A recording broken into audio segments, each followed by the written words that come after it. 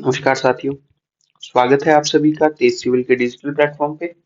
और आज से हम एक नई श्रृंखला, एक नई सीरीज शुरू करने वाले हैं जिसका नाम Rajasthan prelims and mains booster है। नाम से ही आपको पता लग रहा होगा, प्रीलिम्स के लिए इम्पोर्टेंट है, मेंस के लिए इम्पोर्टेंट है। और मैं इंटरव्यू को भी जोड़ देता हूँ क्योंकि अभी इंटरव्यू भी ऑनगोइंग है आप लोगों के। इंटरव्यू में भी हम बहुत सारे ऐसे डेटा, ऐसे फैक्ट्स, कुछ रिपोर्ट्स इसमें लेते हुए चलेंगे पूरी श्रृंखला के अंदर, जो आप लोगों के लिए इम्पोर्टेंट होने वाले हैं। हम इस श्रृंखला में क्या कवर करने वाले हैं वो भी एक बार देख लेते हैं। जो भी आपके न्यूज़पेपर हैं, भले ही वो राजस्थान से रिलेटेड हो, भले ही वो नेशनल न्यूज़पेपर हो, उन सब न्यूज़पेपर में जो भी राजस्थान के रिगार्डिंग न्यूज़ आ रही है, उन न्यूज़ को हम एक वीडियो सेशन के माध्यम से कवर करने वाले हैं। और ये वीडियो सेशन आप लोगों के लिए वीकली उपलब्ध रहेगा। तो मसलन अब जब हम सितंबर से शुरू कर रहे हैं तो 1 सितंबर से लेकर 7 सितंबर तक जो एक वीक, फर्स्ट वीक है, उस फर्स्ट वीक की ये वीडियो रहने वाली है। ठीक है। तो होपफुली आप इसको ध्यानपूर्वक देखेंगे और कोशिश करेंगे कि इससे जो भी इंपॉर्टेंट चीजें हैं वो आप अपने नोट्स में ऐड ऑन करते हुए चलेंगे। पहली न्यूज की तरफ बढ़ते हैं। पहली न्यूज है, राजस्थान के एनजीओ एजुकेट गर्ल को रेमन मैग्सेसे अवार्ड दिया गया है। ये इंडिया का पहला ऐसा इंस्टीट्यूट है जिसको रेमन मैग्सेसे अवार्ड है वो दिया गया है। ठीक है। जब हम इस आर्टिकल को देखते हैं तो हमें दो तीन चीजें क्लियर होती है। फर्स्ट तो ये कि इस एनजीओ का नाम है the foundation to educate girl globally, जिसको हम एजुकेट गर्ल्स नाम से भी जानते हैं। ठीक है।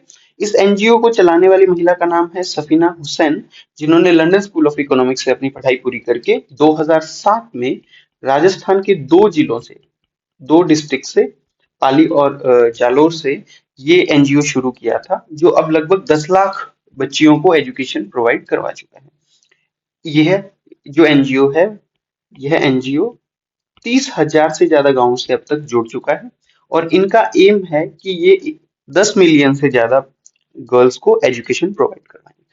इस पूरे आर्टिकल के अंदर दो तीन चीजें हमें देखने को मिलती है। एक तो ये कि ये इंडिया आते हैं और जेंडर गैप को फिल करने के लिए एजुकेशन में काम करना शुरू कर देते हैं सफीना हुसैन। ठीक है। 2007 से शुरू हुआ, 30,000 गांव तक अब ये फैल चुका है। अभी अगर हम बात करें तो इसमें दो चीजें और देखने को मिलती है। एक तो ये कि इन्होंने जब इनिशिएट किया तो टीम बालिका नाम से वॉलंटियर्स की टीम बनाई, जो महिलाओं को, बच्चियों को एजुकेशन के अंदर प्रोत्साहित करे जुड़ने के लिए कि आपको अपनी पढ़ाई पूरी करनी चाहिए। इसी के साथ अगर हम एक और बात देखें तो इन्होंने एक कॉन्सेप्ट लगाया जिसका नाम इन्होंने दिया DIB. DIB means development impact bond.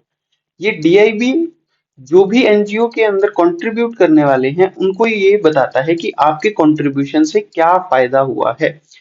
ये मिजरेबल रिजल्ट जो थे उनसे जुड़ा दिया, मतलब आपके जो भी रिजल्ट्स आएंगे आप उसे माप सकते हैं। आपके जो भी परिणाम आए हैं, आपके पैसे दिए हुए से, आपके एफर्ट्स लगाए हुए से, आपके एनजीओ से जुड़ने के बाद में जो भी आपने एनजीओ को दिया है उससे जो भी परिणाम आए हैं उनका मापन हम कर सकते थे, उसको हम मेजर कर सकते थे। ठीक है। तो ये इस पूरे आर्टिकल के अंदर बताया गया है। अब हमारे लिए कैसे ये रेलेवेंट है, रेलेवेंसी अगर हम देखें तो प्री में डायरेक्ट फैक्ट पूछ लिया जाता है कि भारत की पहला कौन सी संस्था है जिसको रेमन मैग्सेसे से मिला है, तो वहां हम एजुकेट गर्ल या foundation to educate girl globally का नाम लेंगे। अच्छा, इसी के साथ अगर हम चाहें मेंस में इसको जोड़ना, तो मेंस में हमारे दो टॉपिक है।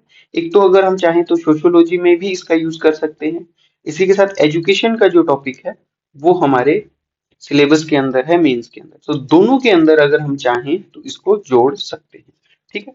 अगले आर्टिकल की तरफ बढ़ते हैं। अच्छा, इसी आर्टिकल के हिंदी जो न्यूज़पेपर के अंदर आया, जैसे भास्कर के अंदर जो आया हुआ था, 20 लाख से ज्यादा बच्चियों को स्कूल में दाखिला दिला चुके हैं, लंदन स्कूल ऑफ इकोनॉमिक्स से पढ़ के आए हैं। ठीक है। ये एजुकेट गर्ल का आपको लोगो कह सकते हो या फोटो आप कह सकते हो। ठीक है। अभी 30,000 से ज्यादा गांव के अंदर जुड़े हुए हैं और ऐसा करने वाली पहली भारतीय संस्था, पहला इंडियन इंस्टीट्यूट है। सेम पत्रिका के अंदर भी ये आर्टिकल था। अगर आप सफीना हुसैन को देख रहे हैं, अगर आप हंसल मेहता को जानते हैं, हंसल मेहता की ये पत्नी भी है। ठीक है। और पाली और जालोर के अंदर जलाई अलग। चलिए अगले आर्टिकल की तरफ बढ़ा जाए। अच्छा, आर्टिकल के से पढ़ने से पहले हम आपको ये भी बता देते हैं, जैसे मान लीजिए ये तो रेमन मैग्सेसे से था। इसी तरीके के एक फेलोशिप अवार्ड भी दिया गया था इंडिया के राजस्थान के किसी इंस्टीट्यूट में किसी महिला को, है ना। तो ये आपको ये इस तरीके से हम कवर करते हुए चलेंगे कि जो पीवाईक्यू है, जैसे ये लेक्चरर एंड कोच एग्जाम में आया हुआ है, 2025 का ये एग्जाम है, और एक अजीब सा फेलोशिप अवार्ड के बारे में पूछ लिया जो इंडिया एनआईए ने एनआईएसए ने इनको प्रदान की थी। ठीक है, तो आगे बढ़े। अब हम क्या करेंगे, अब हम सेग्रीगेशन के थ्रू पढ़ेंगे। वो एक न्यूज थी जो इंपॉर्टेंट थी, जिसको पहले शुरू करना चाहिए था। अब हम हिस्ट्री, आर्ट एंड कल्चर को एक बार में देखेंगे, फिर जियोग्राफी को एक बार में देखेंगे, फिर पॉलिटी को एक बार में देखेंगे, फिर इकोनॉमिक्स को एक बार में देखेंगे, और फिर जो मिसलेनियस है उसको एक साथ देखते हुए, जैसे मिसलेनियस में भी हेल्थ आपको अलग मिल जाएगा, एजुकेशन आपको अलग मिल जाएगा, स्पोर्ट्स आपको अलग मिल जाएगा। इस तरीके से हम डिवाइड करते हुए चलेंगे। तो शुरू करते हैं इसको कि अब हिस्ट्री की क्या क्या न्यूज है पूरे वीक के अंदर, 1 सितंबर से लेकर 7 सितंबर तक आपकी क्या क्या न्यूज रही है। पहली न्यूज, बटनेर की 2 बुर्ज ढह गई है। ये हमारे लिए इंपॉर्टेंट नहीं है कि 2 बुर्ज ढही है या क्या हुआ है। न्यूज जो है वो भटनेर दुर्ग के बारे में है, और भटनेर दुर्ग हमारे सिलेबस के अंदर सीधा सीधा है। प्रीलिम्स में तो सीधे क्वेश्चन आते हैं, बहुत सारे दुर्ग से रिलेटेड क्वेश्चन आते हैं, तो भटनेर दुर्ग से भी आ सकता है। भटनेर दुर्ग के बारे में आपको 2-3 फैक्ट्स जो है यहाँ पे लिखे हुए हैं वो पता होने चाहिए। यहाँ पे इन्होंने चौहान वंश लिखा हुआ है, जबकि भाटी वंश से रिलेटेड थे भूपत भाटी, है ना। तो सबसे पहले आपको ये पता हो कि इसका निर्माण कार्य कब किया है। ये लगभग 1750 साल पुराना किला है, 1740 वर्ष पुराना किला हो गया ये। ठीक है, और 1805 में बीकानेर के महाराजा सूरत सिंह ने इसको जीता, क्योंकि मंगलवार के दिन उन्होंने अपना युद्ध जीता था, तो इसलिए उन्होंने इसका नाम क्या कर दिया, हनुमानगढ़ कर दिया। ठीक है, अब देखिए इसके अलावा इसको उत्तर भड़कीवाड़ भी कहते हैं, आपको ये भी पता होना चाहिए। ठीक है, इसके अलावा सबसे ज्यादा भारी आक्रमण इस किले ने झेले हैं, वो भी आपको पता हो। इसी के साथ आपको ये भी पता हो कि अकबर ने अपनी किताब जो आईने अकबरी है उसके अंदर भी इसका जिक्र किया है। इसके अलावा किन किन राजाओं ने इसके ऊपर आक्रमण किया, तो आपने तैमूर का नाम सुना होगा। ठीक है, आपने गजनवी का नाम सुना होगा। यहाँ तक कि कुछ साक्ष्य ये भी हैं कि पृथ्वीराज चौहान ने भी इसके ऊपर आक्रमण किया, और लगभग ये किला अजेय ही रहा है, लगभग इसको जीता नहीं गया है। ठीक है, 52 बुर्जें इसके अंदर थी, धीरे धीरे बुर्जें हैं वो ढहती जा रही हैं, और अब जो ये किला है वो मरम्मत मांग रहा है। ठीक है, तो हमें फोर्ट्स के बारे में, इन फोर्ट्स के बारे में आपको ये सब जानकारी है वो होनी चाहिए। ठीक है, जब भी आपके सामने कोई फोर्ट आए तो उसके अंदर आपको सबसे पहले ये चीज नोट करनी है कि इस फोर्ट के अंदर क्या क्या चीजें हैं। कोई मंदिर है क्या, कोई मजार है क्या। ठीक है, इसके अलावा कोई महल है स्पेसिफिक, वो आपको पता हो।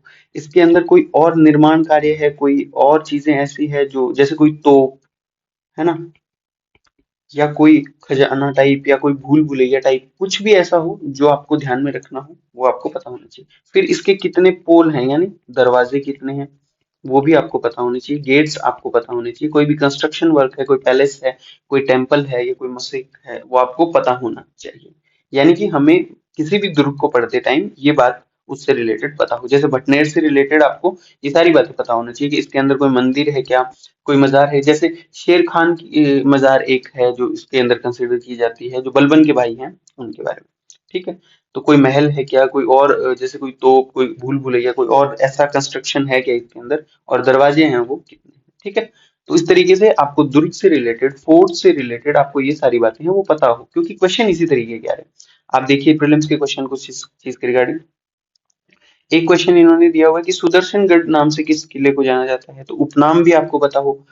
चित्तौड़ किले में स्थित कौन सा मंदिर मूलतः एक सूर्य मंदिर है। मैंने पहले ही आपको बात की कि हमें मंदिर रिलेटेड जानकारी होनी चाहिए। ठीक है, इसके अलावा लोक देवता कल्लाजी राठौर की समाधि, मैं यहाँ पे जब मैं मजार बोल रहा हूँ तो आपको समाधि और छतरियों के बारे में भी पता होना चाहिए। ठीक है, तो ये आपको देख लीजिए, ये आपको पता हो। इसके अलावा किस किले का सबसे ऊंचे भाग का प्रयोग राजप्रसाद यानी कि महल के लिए, प्लेस के पैलेस के लिए, और सबसे नीचे भाग का को जलाशय यानी पॉन्ड्स वगैरह के लिए, और समतल भाग का खेती के लिए उपयोग किया जाता है। ये सारे के सारे 2025 के जो एग्जाम हुए हैं, 2025 में जो एग्जाम हुए, उन एग्जाम से ये क्वेश्चन है। अलवर के बाला किला का संबंध में कौन सा कथन सही नहीं। तो ये सारे कथन हम पढ़ेंगे तो हमें पता चल जाएगा। चलिए, ये क्वेश्चन आया आपके लेक्चर एंड कोच एग्जाम में। ये 2025 के पीवाईक्यू हैं, आप एक बार जरूर इन्हें देखिए। नए जो पीवाईक्यू हैं देखने से हमें एक चीज पता चलती है कि अब आरपीसी किस तरीके के प्रश्न है वो पूछ रही है। अगला जो है वो पोद्दार हवेली से रिलेटेड है। और पोद्दार हवेली से भी ज्यादा इंपॉर्टेंट है राजस्थान सरकार की हवेली संरक्षण योजना। इस योजना के तहत राजस्थान की जो कुछ प्रमुख हवेलियां हैं उन्हें संरक्षित करने का, उनकी मरम्मत करने का काम चल रहा है और उन्हें मरम्मत करने के बाद हेरिटेज होटल में कन्वर्ट किया जा रहा है। ये जिलावार वर्णन दिया हुआ है कि झुंझुनू, सीकर, चूरू से इन इन हवेलियों के संरक्षण के लिए काम चल रहा है। लेकिन हमारे लिए यहाँ पे इंपॉर्टेंट बात है, एक तो हवेली संरक्षण स्कीम, जिसे हम प्रीलिम्स और मेंस में कहीं भी मेंशन कर सकते हैं। प्रीलिम्स में अगर क्वेश्चन आता है तो हम डायरेक्ट उसका मतलब टिक कर सकते हैं आंसर, और मेंस के अंदर हम इसका यूज भी कर सकते हैं हेरिटेज जो कंजर्वेशन है उसके अंदर। लेकिन यहाँ एक इम्पोर्टेंट बात लिखी हुई है, नवलगढ़ में 1902 में निर्मित पोद्दार हवेली को अब संग्रहालय बना दिया गया है। तो हमें एक तो बात तो ये पता चली कि नवलगढ़ के अंदर कौन सी हवेली है, पोद्दार हवेली, और एक बात ये पता चली कि ये 1902 के अंदर निर्मित है। तो ये हमारे प्रीलिम्स के लिए एक इम्पोर्टेंट डेटा है, वो हो जाता है। ठीक है, तो अगर हम देखें इससे क्वेश्चन कैसे आ रहे हैं, तो क्वेश्चन सीधा आपसे हवेली किस जगह पे है वो पूछा जा रहा है। तो हम अगर एक मैप का यूज करें तो उससे हमें ये पता चल जाएगा कि कौन सी हवेली कहाँ है। जैसे चूरू के अंदर ये सारी हवेलियां हैं, गोयंका हवेली, सुराना हवेली, ये सारी की सारी। सिमिलरली शेखावाटी क्षेत्र के अंदर आनंदी लाल पोद्दार की हवेली है, या गोयंका डबल हवेली है, मुरमुरिया हवेली है, ये सारी की सारी शेखावाटी के अंदर है। ये जयपुर के अंदर अगर हम बात करें, जयपुर के अंदर रत्नाकर भट्ट पुंडरिक की जो हवेली है वो है, नानाजी की हवेली है वो भी है। जोधपुर की अगर बात करें तो पच्चीसा हवेली, बड़े मियाँ की हवेली, ये सारी की सारी यहाँ है। जैसलमेर आप सब लोग जानते हैं, पट्टुओं की हवेली है, सालिम सिंह की हवेली और नथमत की। बीकानेर के अंदर अगर बात करें तो यहाँ पे मोहता की हवेली, बच्छावतों की हवेली, ये सब की सब यहाँ है। तो हमें प्रीलिम्स के लिए जो हवेली है उसका स्थान हमें पता हो, लगभग प्रीलिम्स में यही क्वेश्चन पूछा जाता है। चलिए आगे बढ़ते हैं। 18वीं शताब्दी का कोटा का एक यंत्र है, 400 किलो का है, और ये खगोल यंत्र है जो ज्यामिति का क्या देगा, हमें नया ज्ञान देगा, और वैदिक मैथ में इसके यूज होगा। देखिए इस बार जो मेंस हुआ आपका आरएएस मेंस के अंदर हमें एक क्वेश्चन पूछा गया सम्राट यंत्र के बारे में, जो कि आपको पता ही है जंतर मंतर पे है। इस यंत्र के बारे में आपसे लगभग 5 नंबर का क्वेश्चन पूछा गया था, और इस क्वेश्चन का सबसे बड़ी बात यही थी कि आपसे वो ये ज्यामितीय और इसका जो खगोलीय जो यूज है, खगोल से रिलेटेड जो यूज था वो आपसे पूछ रहा था। साइमल्टेनियसली अभी एक और यूजीसी इसके ऊपर रिसर्च करना चाह रहा है। ये जो 400 किलो का एक यंत्र है, ये कोटा के अंदर राव माधो सिंह संग्रहालय के अंदर रखा हुआ है, और यहीं से यूजीसी इसके ऊपर रिसर्च करेगी। मेनली इसका यूज है वो वैदिक मैथ के अंदर करने वाली है। ठीक है, मेनली इसका यूज है वो वैदिक मैथ के अंदर ये किया जाएगा। सम्राट यंत्र हमारे मेंस के अंदर आया था, हमने लिखे भी थे मेंस के आंसर, तो उसमें ये चीज हमने की भी थी, और अब ये न्यूज के अंदर है तो हम इसको भी ध्यान में रखते हुए चलेंगे। इसकी यूटिलिटी भी आप एक बार पढ़ सकते हो, क्या क्या इसकी यूटिलिटी है। चलिए आगे बढ़े, बढ़ते हैं। आगे जो न्यूज है वो एक 150 साल पुराने गणेश मंदिर के बारे में है जो जैसलमेर के अंदर है। देखिए हम अगर इस प्रकार के जो मंदिर हैं उनकी जो खास बातें भी पढ़ के चले जाते हैं तो उनसे भी हमारे क्वेश्चन है वो बनने के पूरे चांस रहते हैं। देखिए इस गणेश मंदिर को या यहाँ विराजमान गणेश जी को प्रतिस्पर्धी गणेश जी कहते हैं। प्रतिस्पर्धी इसलिए कि दो गणेश जी के मंदिर हैं और वो बिल्कुल एक दूसरे के आमने सामने हैं। इसमें एक और खास बात है कि एक गणेश जी की जो सूंड है वो बाईं तरफ है, और एक गणेश जी की जो सूंड है वो दाईं तरफ है। तो हमें दाईं और बाईं तरफ की जो ये गणेश जी की प्रतिमाएं हैं वो लगी हुई है, वो जैसलमेर के प्रतिस्पर्धी गणेश जी की जो प्रतिमाएं हैं या जो मंदिर है वहां पे ये प्रतिमाएं लगी हुई है, और लगभग ये 150 साल पुराना मंदिर है। इस पूरे आर्टिकल के अंदर यही इंपॉर्टेंट फैक्ट है, और ये हमारे प्रीलिम्स के लिए डायरेक्ट क्वेश्चन बनने लायक फैक्ट हैं। ठीक है, आगे बढ़े। आगे गणेश जी के बारे में एक और मंदिर है, रणथंभौर दुर्ग की प्राचीर में स्वयंभू यानी स्व प्रकट त्रिनेत्र गणेश जी हैं, पत्नी रिद्धि सिद्धि समेत यहाँ सहित यहाँ विराजमान है। देखिए ये जो गणेश जी का जो टेम्पल है रणथंभौर के अंदर, इसे त्रिनेत्र गणेश मंदिर कहते हैं।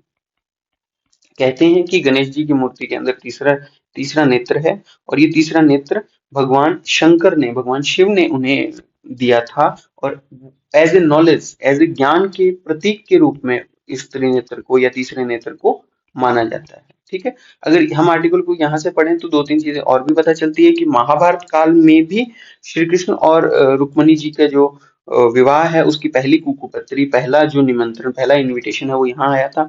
इसके अलावा जब भगवान श्री राम लंका की ओर कूच कर रहे थे, चढ़ाई कर रहे थे लंका की, तो सबसे पहले उन्होंने इसी स्वरूप के गजानन भगवान के इसी स्वरूप की है वो पूजा की थी। इसके अलावा विक्रमादित्य, खिलजी और अकबर ने यहाँ पे श्री गणेश मंदिर में आके गणेश जी के दर्शन किए हैं। और यहाँ पे जो हमारी इम्पोर्टेंट जो बात बनती है वो ये है कि भाद्रपद की चतुर्दशी को, सॉरी, चतुर्थी को आपका लक्ष्मी मेला भरता है। भाद्रपद की शुक्ल चतुर्थी को यहाँ पे लक्ष्मी मेला भरता है। ये हमारे प्रीलिम्स के लिए डायरेक्ट इंपॉर्टेंट फैक्ट है। ठीक है, चलिए आगे बढ़ते हैं। अब ये जितने भी आपके मंदिर हैं उन मंदिर से रिलेटेड क्वेश्चन किस प्रकार के आए हैं 2025 के अंदर। 2025 में किस तरीके के क्वेश्चन आए हैं इस पूरे मंदिर वाले जो टॉपिक है उससे। तो गुलाब श्याम वैष्णव मंदिर पे पूछा गया है, गोविंद देव जी मंदिर पे वास्तुकार का पूछा गया है, आमेर के अंदर कौन सा मंदिर नहीं, कौन सा मंदिर है वो आपको पता हो, कौन सा नहीं है वो भी पता हो। रणकपुर के जैन मंदिर के ऊपर 2 क्वेश्चन पूछे गए हैं, पीटीआई लाइब्रेरियन के अंदर भी और school lecturer and coach exam के अंदर भी। ठीक है, इसके अलावा ये ईओआरओ के अंदर पूछा गया, ये लाइब्रेरियन ग्रेड 2 के अंदर पूछा गया, और ये संस्कृत डिपार्टमेंट जो है उसके सीनियर टीचर की जो वैकेंसी आई हुई थी उसके अंदर ये क्वेश्चन पूछे गए। तो मंदिर यानी टेम्पल से रिलेटेड इस तरीके के क्वेश्चन 2025 में पूछे जा रही हैं। चलिए आगे बढ़ा जाए।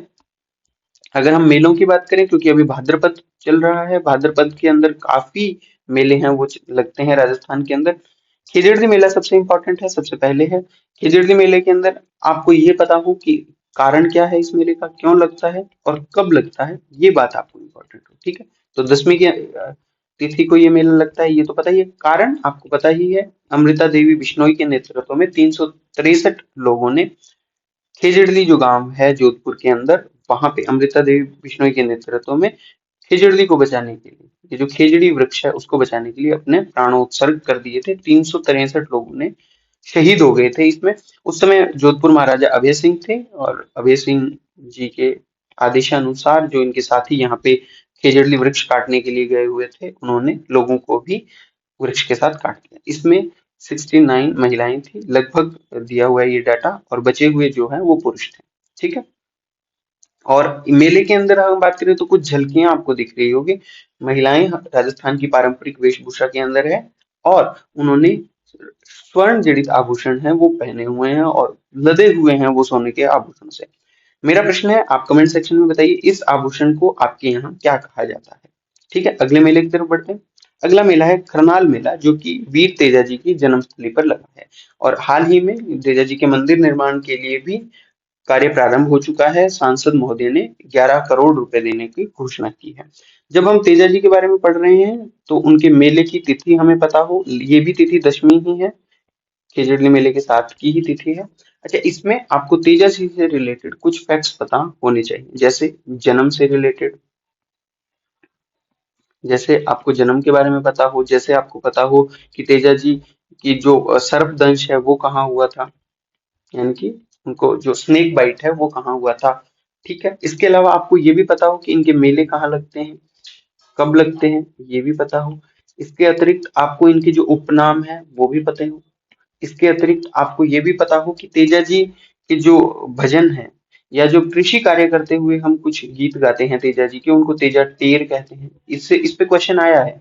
तो हम इस तरीके की तेजा जी के रिगार्डिंग जितनी भी चीजें आपको पता है, तेजा जी से रिलेटेड जितनी भी चीजें आपको पता है, वो सारी की सारी आपको रिकॉल करनी है, सो दैट कि अगर उससे रिलेटेड कोई प्रीलिम्स में सीधा सीधा क्वेश्चन आए, प्रीलिम्स में अगर सीधा सीधा क्वेश्चन आए तो हम उसे अटेम्प्ट करने की हालत में रहे। और फेयर या मेले आपको राजस्थान के आर्ट एंड कल्चर के अंदर मेंस के अंदर भी पढ़ने को मिल सकते हैं। तो हम एज एग्जाम्पल, जैसे अगर राजस्थान की प्रोस्पेरिटी दिखाने के लिए अगर किसी मेले का जिक्र करना हो तो मैं इस मेले का जिक्र कर सकता हूँ। राजस्थान की सांस्कृतिक समृद्धि अगर दिखाना हो तो मैं इस मेले का जिक्र है वो कर सकता हूँ। सिमिलरली, अगर किसी लोक देवता के लिए अगर कोई झांकी निकाली जा रही है तो वो भी आपके लिए इम्पोर्टेंट है, उसका भी हम जिक्र है वो हमारे मेंस के अंदर कर सकते हैं। ठीक है, अब मेलों से रिलेटेड कैसे क्वेश्चन आते हैं वो देख लेते हैं। बेणेश्वर मेले की तिथि पूछी हुई है, मैंने आपको यहाँ फिर से कहा था कि हमें कब मेला लगता है वो पता हो प्रीलिम्स के लिए। ठीक है, इसके अलावा किस लोक देवता का मेला भाद्रपद की शुक्ल सॉरी कृष्ण नवमी को आयोजित होता है। फिर से वही बात, कब लगता है मेला, जो तिथि है हमें वो पता होनी चाहिए कि किस तिथि को ये मेला लगता है, डेट जो है उसकी वो हमें पता होनी चाहिए। इसके अलावा खलकानी माता का जो गर्दम मेला है, गर्दम मेला जो है, गधों का जो मेला है, वो किस गांव में आयोजित होता है ना? तो भावगढ़ बंदेया का नाम आप लोगों ने सुना होगा। इवन आरबीएससी की बुक्स के अंदर ये सारे क्वेश्चन आपको मिल जाएंगे। ऐसा नहीं है कि ये क्वेश्चन बुक से ही बाहर है, नहीं, आरबीएससी की बुक के अंदर आपको सारे मिल जाएंगे। और 2025 के अंदर मेलों से रिलेटेड बहुत ही सिंपल सिंपल क्वेश्चन है जो आपकी आंखों के सामने। आगे बढ़ते हैं। बीकानेर के एक जैन आचार्य थे। इन जैन आचार्य के नाम पे अब एक डाक टिकट और स्मारक सिक्का है वो जारी किया जाएगा। भारत सरकार ने ये निर्णय लिया है। राष्ट्रीय सम्मान होगा इनके 150वें जयंती वर्ष के ऊपर। और इनका जो मेन काम था वो इन्होंने स्वतंत्रता संग्राम में पार्टिसिपेट किया था और बीकानेर के अंदर इन्होंने जवाहर विद्यापीठ की स्थापना है वो की थी। ठीक है, ये न्यूज आपके प्री के लिए इंपॉर्टेंट हो जाती है कि अभी किस जैन मुनि के या किन जैन मुनि के सम्मान में सिक्का या जारी किया गया है 2025 के अंदर। और बीकानेर से रिलेटेड थे तो हमारे लिए तो वैसे भी इंपॉर्टेंट हो जाते हैं, तो हमें प्रीलिम्स के रिगार्डिंग इसको अच्छे से देखना है। ठीक है, आगे बढ़ते हैं। आगे दिया हुआ है कि जो ऐतिहासिक बावड़ियां हैं आमेर की प्राचीन, उन बावड़ियों का जीर्णोद्धार होगा। लगभग 1.5 सीआर के इसके ऊपर खर्चा किया जाएगा। हमारे लिए इस पूरे आर्टिकल में इंपॉर्टेंट बात जो है वो ये है कि आमेर के अंदर ये प्राचीन बावड़ियां हैं। काले हनुमान जी की बावड़ी, सियाराम डूंगरी की बावड़ी, छिला की बावड़ी, परियों की बाग की बावड़ी, मनसा माता की बावड़ी और नाकू की बावड़ी जो है वो। तो इन सब बावड़ियों के नाम हमें पता हो, हमारे प्रीलिम्स में सीधे सीधे क्वेश्चन आता है कि ये जो बावड़ी है वो किस लोकेशन पे है। आप चाहें तो एक मैप बना के और उस मैप के अंतर्गत आप पूरी बावड़ियों को मार्क कर सकते हैं कि कौन सी बावड़ी है वो कहाँ है। ठीक है, आगे बढ़ते हैं। ये आर्ट एंड कल्चर वाला हिस्ट्री वाला पार्ट है वो कंप्लीट हो गया है। अब हम जियोग्राफी की तरफ बढ़ते हैं। जियोग्राफी में जो पहली न्यूज है वो ये है कि जो सोने के उत्पादन हो रहा था, उन जो खानों का वो टेंडर है वो निरस्त हो गया है। हमें टेंडर के ऊपर जाने की जरूरत नहीं, पर यहाँ पे एक बहुत अच्छा डेटा दिया हुआ था कि 113.5 मिलियन टन सोने का आंकलन किया है। और इसके अंदर जो क्षेत्रफल बताया हुआ है वो, और स्वर्ण धातु की मात्रा है वो 222 टन आंकी गई। ठीक है, और बांसवाड़ा जिले के स्वर्ण खनन का ये सब आप रोजगार की वाली बातें। लेकिन हमें अब इसमें क्या ध्यान रखना है, एक तो इसमें जो गोल्ड प्रोडक्शन है वो आपको ये पता हो कि जो गोल्ड प्रोडक्शन है वो कितना है। ठीक है, इसके अतिरिक्त ये गोल्ड प्रोडक्शन हो कहाँ कहाँ से रहा है, लोकेशंस आपको पता होने चाहिए। जैसे इस आर्टिकल के अंदर यहाँ लिखा हुआ है भूकिया जगपुरा के अंदर, तो आपको गोल्ड से रिलेटेड और जो जगह हैं, एक तो जगपुरा भूकिया लिख दिया इन्होंने। क्या आनंदपुरा भूकिया में भी होता है? तो आनंदपुरा भूकिया भी लिख सकते हैं। क्या घोटिया अंबा के अंदर भी होता है गोल्ड प्रोडक्शन? तो घोटिया अंबा भी लिख देते हैं। इस तरीके से आपको ये पता हो कि गोल्ड प्रोडक्शन है वो कहाँ कहाँ से हो रहा है। ये हमारे प्रीलिम्स में सीधा सीधा पूछा जाता है कि जो प्रोडक्शन एरिया है उस पर्टिकुलर मिनरल का कौन सा प्रोडक्शन एरिया है। तो प्री के अंदर ये फैक्ट है वो सीधे सीधे आपसे क्या है पूछे जाएंगे कि पर्टिकुलर एरिया जो है जगपुरा भूकिया वो किससे रिलेटेड है। ठीक है, आगे बढ़े। आत्मनिर्भर देवस्थान लिखा हुआ है यहाँ पे। इसमें भी देवस्थान आपको पता है कि ये ऋषभ देव जी की बात हो रही है। ऋषभ देव जी की बात हो रही है जो उदयपुर के अंदर है। देवस्थान विभाग है वो इनकी पूरी देखरेख कर रहा है। लेकिन यहाँ जो इम्पोर्टेंट बात है, ग्रीन मार्बल खदान के मालिक कौन है? ऋषभ देव जी। तो हमें एक बात तो ये पता चली कि जो हरे रंग का मार्बल है, हरे रंग का जो संगमरमर है वो कहाँ से मिलता है हमें? ऋषभ देव जी उदयपुर से। ठीक है, तो ये बात हमें मिनरल के बारे में पता चली। और ऐसे ही क्वेश्चन आपको प्रीलिम्स में देखने को मिलते हैं। जैसे मैग्नीज जो है वो आपको कहाँ से मिलता है, टंगस्टन है जो आपको कहाँ से मिलता है, बेरिलियम है वो आपको कहाँ से मिलता है, लो एस के लिए आपको कौन सा खनन क्षेत्र है वो है। तो आपको ये सब बातें अगर पता हो कि ग्रीन मार्बल यहाँ मिलता है या जो जगपुरा भूकिया और आनंदपुरा भूकिया है वहां पे गोल्ड प्रोडक्शन हो रहा है, तो हम इस तरीके के जो क्वेश्चन आ रहे हैं हमारे, उनको हम क्या कर सकते हैं, इजीली डील है वो कर सकते हैं। ठीक है, आगे बढ़ा जाए। ये आपके ईओआरओ एग्जाम के अंदर क्वेश्चन है वो पूछा गया। आगे बढ़ते हैं। अब हम एक ऐसी न्यूज के बारे में पढ़ रहे हैं जो जो पिछले 2 से ढाई 3 सालों में लगातार न्यूज में थी। ईआरसीपी की आपने नाम सुना होगा। अभी उसको राम जल सेतु लिंक परियोजना नाम से भी हम जानते हैं। ठीक है, 17 जिलों को फायदा होगा राजस्थान के। इसके ऊपर हम चाहें तो एक अलग से डिटेल में वीडियो बना सकते हैं। सिर्फ आपको ये पता हो कि ये अभी न्यूज के अंदर है, क्योंकि ये बहुत ही वैसी न्यूज है कि हम हर तीसरे दिन हर चौथे दिन न्यूज़पेपर के अंदर इसके बारे में देखते रहते हैं। तो ईआरसीपी पीकेसी, ये जो पार्वती कालीसिंध और चंबल है ये, और इसको अब हम राम जल सेतु नाम से भी पढ़ते हैं। तो ये आपको सारी चीजें इनके बारे में पता होनी चाहिए, कितना खर्चा आ रहा है, कब इसका उद्घाटन किया है, मेमोरेंडम ऑफ एग्रीमेंट कब हो रहा है, कितने जिलों को फायदा हो रहा है, कितने बांध और जलाशय बनेंगे, कौन कौन सी नदियां इसके अंदर इंक्लूडेड हैं, वो सारी की सारी बातें आपको पता होनी चाहिए। ये न्यूज में पेपर में दी हुई थी, हालांकि ये लगभग हर वक्त ही न्यूज के अंदर रहती है, तो आपको ये भी ध्यान में होना चाहिए। ठीक है, आगे बढ़े। आगे है कि बिसलपुर बांध के वो 8 गेट हैं वो खोले जाएंगे। ठीक है, और क्यों खोले जा रहे हैं, क्योंकि अब पानी है वो ऊपर तक भर चुका है ना, 2 बार पूरा भर जाता है बिसलपुर बांध, इतना पानी आ गया। हमें इन सब चीजों पे नहीं जाना है, हमें जाना है कि बिसलपुर बांध के बारे में हमें क्या क्या पता हो। टोंक जिले के बिसलपुर में बनास नदी पे बना हुआ है ये गुरुत्वाकर्षण बांध है। गुरुत्वाकर्षण बांध के बारे में आपको पता होना चाहिए कि जो उसका जो प्रेशर है वो वेट से हम इक्वलेंट करके वो चलते हैं। ठीक है, इसके अलावा इसमें जयपुर, अजमेर, टोंक जिलों को पेयजल आपूर्ति के लिए 1999 में इसका नाम बनाया गया था, और इसका नाम जो है वो अजमेर के चौहान शासक बिसल देव चतुर्थ के नाम पे है वो रखा गया है। ठीक है, तो हमें बिसलपुर के बारे में ये सारे फैक्ट्स हैं वो पता होनी चाहिए। बिसलपुर बांध है वो न्यूज में था, 8 गेट है वो उसके खोले गए हैं। आगे देखिए, आगे आर्टिकल है कि जो आपका अभी जो इतनी भारी वर्षा हो रही है आपके नॉर्थन जो राजस्थान और इवन जो इंडिया है उसमें, ये जो उत्तरी भारत के अंदर वर्षा की मात्रा जो है वो बढ़ रही है, बारिश है वो बढ़ रही है, उसके क्या रीजंस है। देखिए, ये आर्टिकल हमने जो मेंस न्यूज बिट है उसके अंदर अच्छे से कवर किया हुआ है, और इसके अंदर 3 से 4 जो मेन रीजंस हैं वो भी बताए हुए हैं कि क्या है। जैसे ये लो प्रेशर सिस्टम जो बताया हुआ है वो भी है ना, और जो आपकी जेट स्ट्रीम की जो एक्टिविटी है अगस्त के अंदर अनयूजुअल, उसके बारे में भी बताया हुआ है। फिर इन दोनों ब्रांचेस का जो इंटरेक्शन है वो यहाँ हुआ है, और इस इंटरेक्शन से आपको इस जगह पे बारिश है वो बहुत ज्यादा देखने को मिल रही है। ठीक है, इस एरिया के अंदर ये आर्टिकल हमने कवर किया हुआ है आपके GS 2 के अंदर। ये इंपॉर्टेंट है राजस्थान जियोग्राफी की पर्सपेक्टिव से भी कि इतनी बारिश है वो क्यों हो रही है, आप इसको अच्छे से पढ़ लीजिएगा।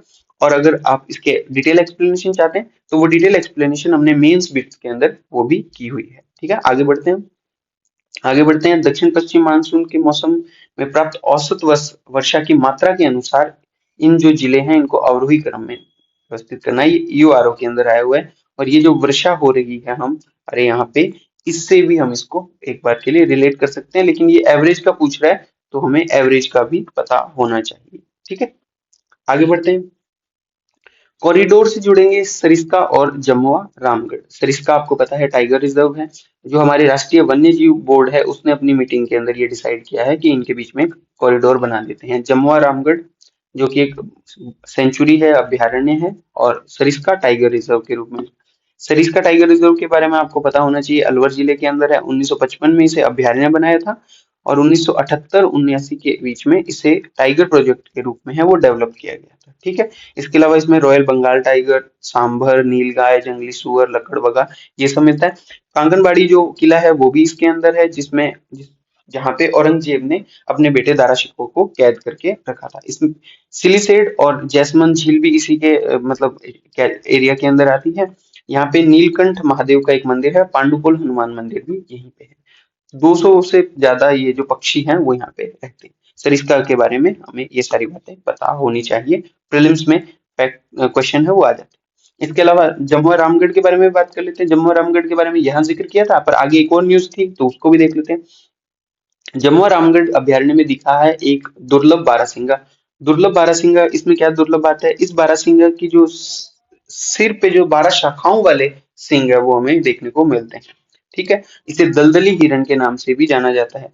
बहुत सी बार ऐसा होता है कि हम दलदली हिरण जो है वो नाम आपको पता सुनने में आ जाता है, पर 12 शाखाओं वाला सिंह है वो आपको थोड़ा सा रेयर सुनने को मिलता होगा। ये एक संकटग्रस्त वन्य जीव है।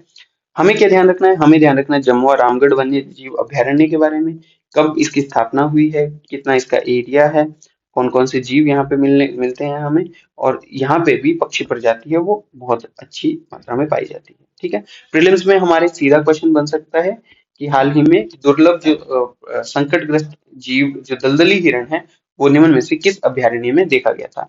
यूपीएससी के अंदर ये ट्रेंड है वो थोड़ा सा ज्यादा देखने को मिलता है, आरपीएससी शायद फॉलो करने लग जाए, लेकिन अभी तक ऐसे क्वेश्चन नहीं मिले, पर शायद हमें भविष्य में ऐसे क्वेश्चन देखने को मिल सकते हैं। आगे बढ़ते हैं। ये हम कौन सा अभयारण्य कहाँ है? जैसे मैंने जम्मू और रामगढ़ के बारे में बताया कि ये राजस्थान की जयपुर जिले में है, और सरिस्का के बारे में बताया ये अलवर जिले के अंदर। तो साइमल्टेनियसली हमें ये भी पता हो बांध बरेठा कहाँ है, वन विहार रामसागर जो वन विहार है वो कहाँ है, शेरगढ़ और रामगढ़ विषधारी कहाँ है। और अगर हम एक को भी मैच कर लेते हैं या दो को भी हम ढंग से हम मैच कर लेते हैं, तो भी आपका लगभग काम है वो चलने की संभावना रहती है। चलिए, क्लाउड सीडिंग से राजस्थान के अंदर वर्षा करने का प्रयास किया जा रहा है। क्लाउड सीडिंग के बारे में आप लोगों को अगर थोड़ा बहुत भी पता हो तो हम कुछ केमिकल्स का यूज करके और जहाँ पे बारिश नहीं हो रही है वहां पे बारिश करवाने की कोशिश करते हैं। एक्सेल नाम के ड्रोन से ये सारा प्रोसेस करवाने की कोशिश की है, और वही जम्मू और रामगढ़ वाली जो जगह है उस जगह के ऊपर बारिश करवाई गई है। इसके लिए आपको दो तीन केमिकल्स के नाम जो आप साइंस के अंदर पढ़ते होंगे वो पता होने चाहिए। इसके अलावा यहाँ पे एक उन्होंने ये लिखा हुआ था कि हमने 40 मिनट की ड्यूरेशन के अंदर 0.8 mm जो है बारिश है वो करवाने में सफलता हासिल की है, और इंडियन मेट्रोलॉजिकल डिपार्टमेंट ने इसमें पूरा सहयोग किया है राजस्थान के अंदर। ठीक है, तो ये आपको पता हो, क्लाउड सीडिंग के बारे में पता हो, क्योंकि मैं आप क्लाउड सीडिंग और ये सब चीजें यहाँ पे हम एक्सप्लेन नहीं करेंगे, क्योंकि ये पूरा साइंस का कॉन्सेप्ट है ना कि कैसे होती है कैसे नहीं, केमिकल कौन से यूज होते हैं, क्या राजस्थान के अंदर किस एरिया के अंदर ये प्रयोग चल रहा है वो आपको पता हो, और कितना इन्होंने रिजल्ट है वो देने की। जैसे इसमें बहुत सारे डेटा और भी है कि हम इतने डिग्री सेल्सियस पे इतनी रिलेटिव ह्यूमिडिटी है वो रिकॉर्ड कर दी है, पर वो हमारे लिए बहुत ज्यादा इंपॉर्टेंट नहीं है। हमें सिर्फ ये पता हो कि किस एरिया के अंदर ये चल रहा है और क्या कंपनी, कौन सी कंपनी है जो इसको है वो सारा कुछ करवा रही है। ठीक है, चलिए आगे बढ़े।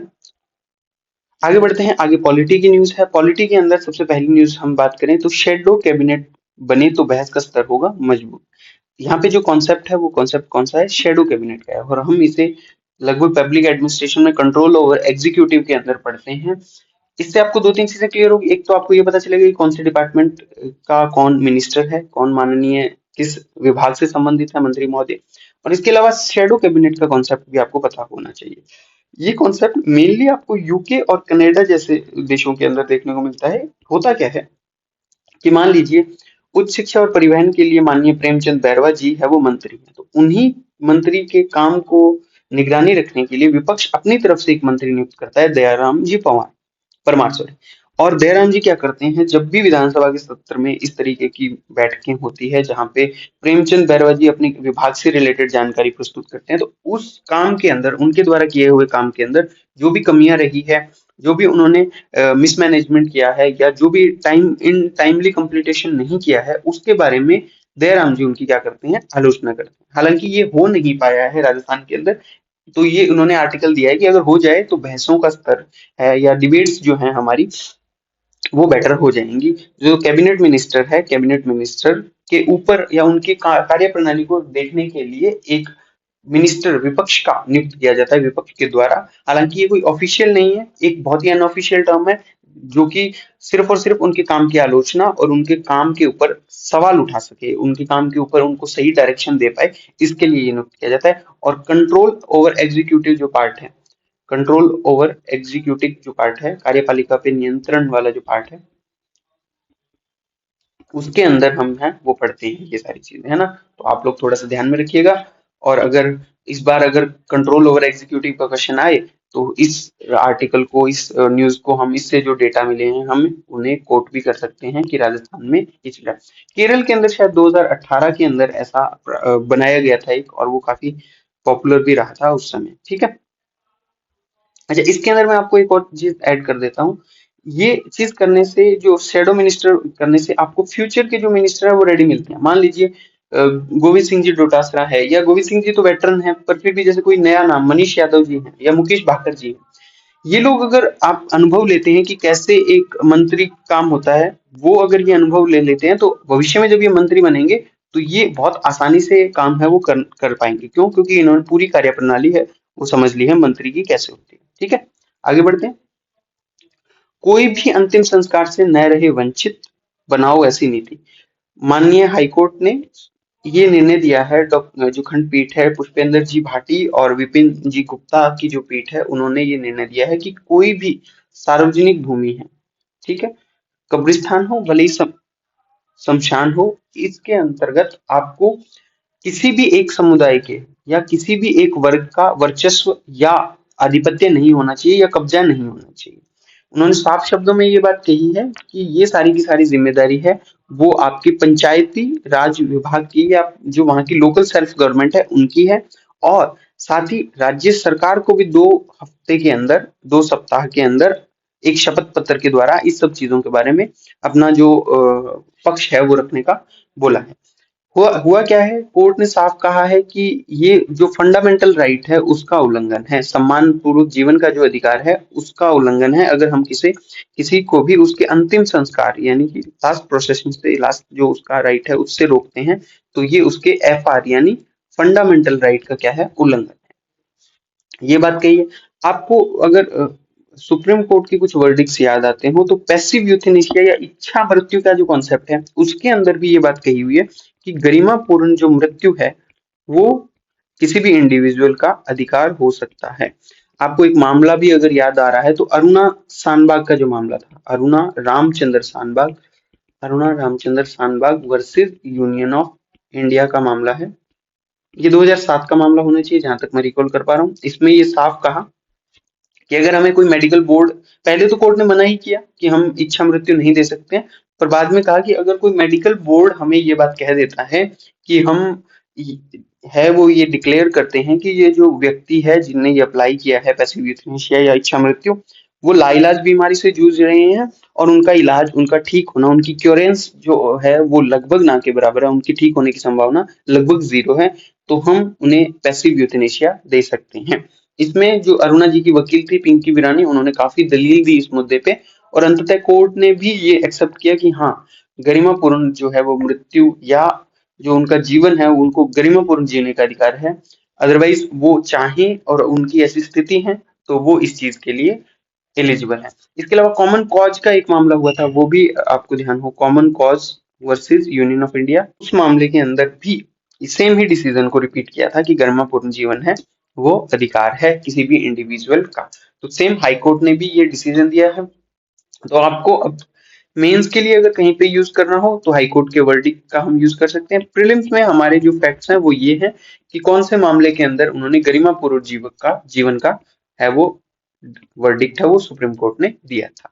ठीक है, आगे बढ़ते हैं। आगे जो हमारी न्यूज है, आगे जो न्यूज है वो न्यूज से पहले हमारे एक क्वेश्चन आया हुआ है सीनियर टीचर वाले में, उसके अंदर भी आर्टिकल मेंशन किए हुए फंडामेंटल राइट्स के, तो वो आपको पता होने चाहिए।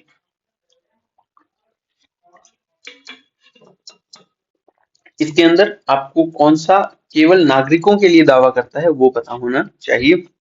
और ये क्वेश्चन ऐसे ही आर्टिकल्स में आपको आगे देखने को मिल जाएंगे जब आप नेशनल वाली न्यूज आर्टिकल पढ़ेंगे तो अच्छा, आरपीएससी की जो सदस्य थी मंजू शर्मा जी, उन्होंने इस्तीफा दे दिया है और उन्होंने स्वेच्छा से ही इस्तीफा दिया है। उन्होंने अपने जो इस्तीफा पत्र है उसके अंदर साफ शब्दों में कहा है कि मेरे विरुद्ध किसी भी न्यायालय में कोई मामला लंबित नहीं है और मैं स्वेच्छा से और पारदर्शिता सुचिता बनी रहे इसलिए मैं ये पद से इस्तीफा दे रही हूँ। ठीक है, हमें क्या पता होना चाहिए, हमें पता होना चाहिए कि आरपीएससी की स्थापना कब हुई थी, कौन कौन से अनुच्छेद हैं जिन अनुच्छेद के तहत हमें ये मतलब आरपीएससी की कार्यवाहियां वो होती है, आरपीएससी के क्या क्या कार्य हैं वो किस अनुच्छेद में वर्णित है वो भी आपको पता हो। इसके अलावा आपको ये भी पता हो कि ये जो सदस्य हैं इनके निलंबन का कार्य, इनके इस्तीफे का कार्य वो कौन से अनुच्छेद के अंतर्गत किया जाता है। ठीक है, तो ये सब बातें हमने लोक सेवा आयोग के बारे में वो यहाँ है वो लिखी हुई है, आप एक बार इनको जरूर से देख लीजिएगा। ठीक है, क्वेश्चन क्या आ रहा है, क्वेश्चन ये आ रहा है कि कौन से आर्टिकल के लिए रिपोर्ट देता है कौन, आरपीएससी। तो सीनियर टीचर जो है उस संस्कृत डिपार्टमेंट का, उसके अंदर ये क्वेश्चन था और आप जब ये आर्टिकल्स देखोगे तो आपको रिपोर्ट के बारे में भी पता चल जाएगा। ठीक है, आगे बढ़े। अवैध धर्म परिवर्तन होगा गैर जमानती अपराध, आजीवन कारावास की सजा का भी प्रावधान। अभी ये बिल नया पारित हुआ है और इस जो मानसून सत्र है उसके अंदर 2 से 3 इंपॉर्टेंट बिल है वो राजस्थान की विधानसभा ने पारित किए हैं और दोनों तीनों ही हमें तो देखने ही चाहिए, हम जागरूक नागरिक बन रहे हैं राजस्थान के। इस बिल के अंदर मेनली आपको ध्यान ये रखना है कि इसमें थोड़ी सख्त सजा का प्रावधान किया गया है। ठीक है, सख्त सजा कैसे है, अगर मान लो आपने फर्स्ट टाइम ये ऑफेंस किया है तो आपको 7 साल की सजा से लेकर 14 साल की सजा प्लस 5 लाख तक का जुर्माना है। अगर आप सेकेंड टाइम ये ऑफेंस करते हो तो आपको आजीवन कारावास तक है, उम्र कैद तक है और 50 लाख का जुर्माना न्यूनतम है। यानी कि अब शक्ति थोड़ी सी बढ़ा दी गई है। हम इसको धर्मनिरपेक्षता वाले जो हमारा कॉन्सेप्ट है उससे रिलेट कर सकते हैं मीन्स में, कि अब जो धर्मांतरण है, जबरन जो धर्मांतरण है उसके ऊपर नकेल कसी जाएगी। ठीक है, हम कई बार इसमें जब पढ़ते हैं डिटेल में तो ये भी चीजें समझ में आती है कि व्यक्ति स्वेच्छा से कर रहा है, तो स्वेच्छा से तो वो अपना धर्म के अंदर जैसा भी चाहे चेंज कर सकता है, आर्टिकल फंडामेंटल राइट है उसका, वो अपनी मर्जी से चाहे उस धर्म में विचरण, चाहे अपना जो है वो ट्रांसफर कर सकता है, अपना जो धर्म है वो परिवर्तन कर सकता है स्वेच्छा से। लेकिन अगर वो किसी दबाव या किसी प्रेशर या किसी भय, किसी लालच के अंदर ये सब गतिविधियां कर रहा है, तो उसके लिए उसे क्या होगा, सजा मिलने की चांसेस है, और जो करवा रहा है उसको ये सारी की सारी सजा है वो दी जाएगी। ठीक है, इसके अलावा एक कोचिंग बिल भी पारित हुआ है, वो भी हम आगे देख लेंगे, पर मेनली आपको पता होना चाहिए कि ये बिल है वो अब पारित हो चुका है राजस्थान विधानसभा से। ठीक है, अब हम इकोनॉमिक्स की तरफ बढ़ते हैं। इकोनॉमिक्स के अंदर अमेरिकी जो टैरिफ है उससे रत्नों की चमक फीकी पड़ रही है। आपको पता है कि जो अमेरिकी ट्रम्प महोदय हैं प्रेसिडेंट, उन्होंने 50% आपके ऊपर टैरिफ है वो इम्पोज कर दिया है, और इस 50% से 50% आपका जो बिजनेस है वो ठप हो गया है। इसके अंदर जो मेन बात यही है कि सालाना 18,000 करोड़ का जो बिजनेस है वो जेम्स एंड स्टोन का होता है जयपुर से, वो अब है वो कम हो जाएगा। आगे हम अंत में डॉक्टर सचिन पायलट जी का एक आर्टिकल पढ़ेंगे। सचिन पायलट जी ने इस मुद्दे के ऊपर बहुत अच्छी अपनी जो डेटा है वो प्रेजेंट किए हैं कि क्या पॉसिबिलिटीज हैं या क्या संभावनाएं हैं कि हम आप कैसे स्विच करें इसको, या क्या क्या नुकसान हमें है वो हो रहे हैं। 18,000 करोड़ का ये जेम्स एंड स्टोन का ईयरली बिजनेस है, ईयरली एक्सपोर्ट है, तो इसके बारे में भी हमें पता होना चाहिए। प्रीलिम्स में आपके सीधे सीधे तो नहीं पूछे जाने की चांसेस है, पर ये है कि आप जब मेंस के आंसर लिखेंगे ट्रम्प टैरिफ के ऊपर, कि ट्रम्प टैरिफ का इंडिया के ऊपर क्या इम्पैक्ट है, वहां अगर आप किसी राजस्थान का एग्जांपल लिख देते हैं तो ये बहुत ही आपके लिए मतलब अच्छी चीज हो जाती है कि एग्जांपल में आपने राजस्थान का है वो जिक्र किया है, तो हमारे मेंस में ये बहुत अच्छा एक आर्टिकल या एक पॉइंट हो सकता है एग्जाम्पल के तौर पे। आगे बढ़े, one district one product scheme के तहत हाड़ौती के धनिये को जीआई टैग दिलाने की बात चल रही है। कोटा कोटा से ये न्यूज आ रही है, हाड़ौती के धनिये को है वो जीआई टैग बताएं। क्यों देने की बात हो रही है? 95% धनिया है वो कोटा संभाग से होता है, राजस्थान का। राजस्थान का 95% जो धनिया है वो कोटा संभाग से होता है, और उसका प्रोडक्शन भी अगर हम देखें तो लगभग 74 साढ़े 74 हजार जो है वो हेक्टेयर और सॉरी मीट्रिक टन जो है वो उत्पादन इसका हो रहा है। ठीक है, अब जीआई टैग दिला देंगे तो जीआई टैग दिलाने से क्या फायदा होगा, वो हमारी मेंस के लिए बात है कि जीआई टैग मिलने से क्या फायदा होगा, तो वैश्विक पहचान मिलेगी, इंडस्ट्री उद्योग बढ़ेगा, आर्थिक लाभ होगा। ठीक है, तो ये जीआई टैग मिलने से फायदा है जो कि हमारे मेंस के लिए है। प्रीलिम्स में सीधा सीधा ये पूछा जा सकता है कि हाड़ौती के किस प्रोडक्ट को जीआई टैग दिलाने की अभी अनुशंसा की गई है, लेकिन अभी ऐसे क्वेश्चन पूछने की प्रोबेबिलिटी काफी कम है। ठीक है, तो हमें मेंस के लिए इस चीज को थोड़ा सा ध्यान में रखना है कि जीआई टैग मिलने से क्या फायदा है, और हाड़ौती के धनिये को जीआई टैग दिलाने की अभी जो है अनुशंसा कर दी गई है। दाल में दम, स्टार्टअप में सुस्ती, दूसरे राज्यों में गल रही है राजस्थान की दाल। मूंग मोठ की खेती में अव्वल, प्रोसेसिंग में फीसदी। एक तो हमें मीन्स के रिगार्डिंग तो एक चीज ये पता चली कि हमारे यहाँ फूड प्रोसेसिंग जो है वो कम है, कमजोर है। पहली बात तो ये। दूसरी बात हमें ये पता चली कि हमारे जो पल्सेस है उसके प्रोडक्शन में हम तीसरे नंबर पे हैं। यहाँ देखिए दलहन के उत्पादन में लाख टन में अगर उत्पादन देखें तो राजस्थान तीसरे नंबर पे है, पहले पे एमपी यानी मध्य प्रदेश, दूसरे पे महाराष्ट्र, और तीसरे नंबर पे राजस्थान है। हमें ये बात भी पता चलती है। ठीक है, इसके अलावा हमें ये बात भी पता चल रही है कि हमारे यहाँ प्रोसेसिंग जो है वो कम है, जो फूड प्रोसेसिंग है वो कम है, वो इतनी अच्छी नहीं है। दालों से जो और प्रोडक्ट्स बन रहे हैं वो आपके प्रोडक्ट्स अच्छे नहीं बन पा रहे हैं, है ना।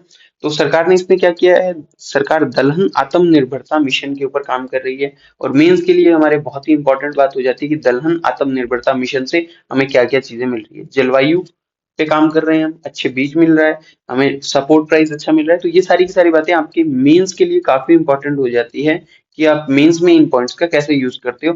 और प्रीलिम्स के लिए हमारे लिए सबसे इंपॉर्टेंट बात कि दलहन उत्पादन में राजस्थान है वो किस स्थान के ऊपर है, या प्रोडक्शन कितना हो रहा है, या प्रोडक्शन के आरोही अवरोही क्रम में व्यवस्थित कीजिए, ऐसे क्वेश्चन पूछे जा रहे हैं। आगे बढ़ते हैं। तो ये क्वेश्चन आप देखिए, 2022-23 के डेटा के अकॉर्डिंग आप इनके जो रबी और खरीफ की फसलें हैं उनके घटते क्रम में आपको व्यवस्थित करना है उत्पादन।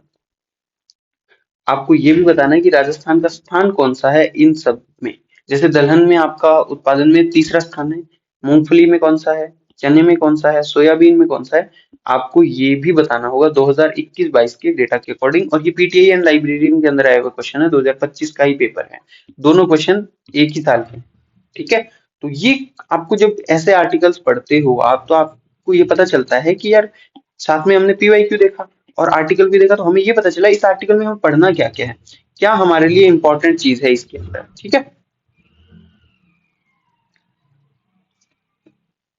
चलिए आगे बढ़ते हैं। आगे ये जो न्यूज़ दी हुई है वो हमारे लिए बहुत ज्यादा इंपॉर्टेंट नहीं है। इसकी हेडिंग अगर हम पढ़ लें तो बस वही हमारे लिए थोड़ा सा एक इंसाइट देने वाली चीज है, लेकिन मैं आपको बताऊंगा कि इसमें हमें कैसे रिलेट करना है।